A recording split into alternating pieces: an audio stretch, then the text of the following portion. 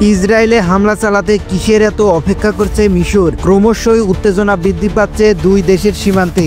এরই মধ্যে জানা গেছে সীমান্তে হাজার হাজার সৈন্য মোতায়েন করেছে মিশর। এমনকি চীনের তৈরি আকাশ প্রতিরক্ষা ব্যবস্থাও হাজির করেছে কায়রো। শুধু তাই নয়, গাজা মিশর সীমান্তে ভূগর্ভে মিসাইলও প্রস্তুত রেখেছে কায়রো। যে কোনো সময় যুদ্ধের মাঠে ঝাঁপিয়ে পড়তে তৈরি আছে মিশরের সামরিক বাহিনী। এবার কি হবে ইসরায়েলের? মিশরের সম্ভাব্য হামলা থেকে কি রেহাই পাবে ইহুদিবাদী সরকার?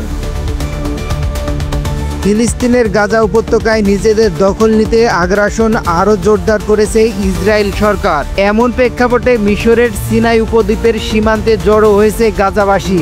আর এটিকেই ঘিরেই মূলত তৈরি হয়েছে ইসরায়েলের সাথে মিশরের সামরিক উত্তেজনা। কায়রো ভাবছে গাজায় ইসরায়েলের চলমান গণহত্যার জের মিশরেও ছড়িয়ে পড়তে পারে। এমন আশঙ্কা থেকে সিনাই উপদ্বীপের উত্তরাংশে 40,000 সেনা মোতায়েন করেছে প্রেসিডেন্ট আবদেল ফাতাহ সিসির নেতৃত্বে মিশর সরকার।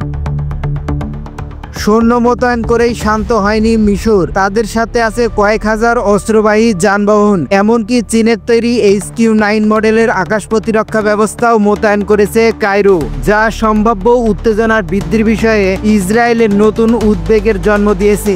চীনের আধুনিক ডিফেন্স সিস্টেমগুলোর মধ্যে HQ-9B মডেলের আকাশ প্রতিরক্ষা ব্যবস্থার অন্যতম, যা S-400 এয়ার ডিফেন্সের সমতুল্য। চীনের তৈরি এই আকাশ প্রতিরক্ষা ব্যবস্থা দিয়েই কি ইসরায়েলের যুদ্ধবিমান ভূপাতিত করতে পারবে মিশর?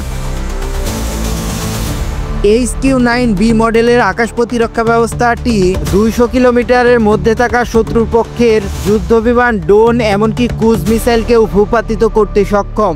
এর উন্নত রাডার, ভারী ইলেকট্রনিক জেমারের মধ্যেও 300 কিলোমিটারের মধ্যে থাকা শত্রুর যে কোনো বস্তুকে ট্যাগ করতে পারে।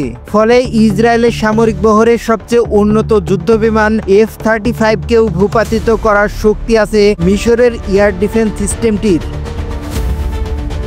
এদিকে ইসরায়েলের বিরুদ্ধে প্রতিরক্ষা প্রস্তুতি নিয়ে মিশরের প্রতিরক্ষা মন্ত্রী আব্দুল মাজেদ সাকার বলেছেন, যে কোনো পরিস্থিতিকে মোকাবেলা করার জন্য আমাদের সামরিক বাহিনী প্রস্তুত। মিশর সীমান্তকে দুর্বল করা যে কোনো প্রচেষ্টা শক্তভাবেই মোকাবেলা করবে কায়রো।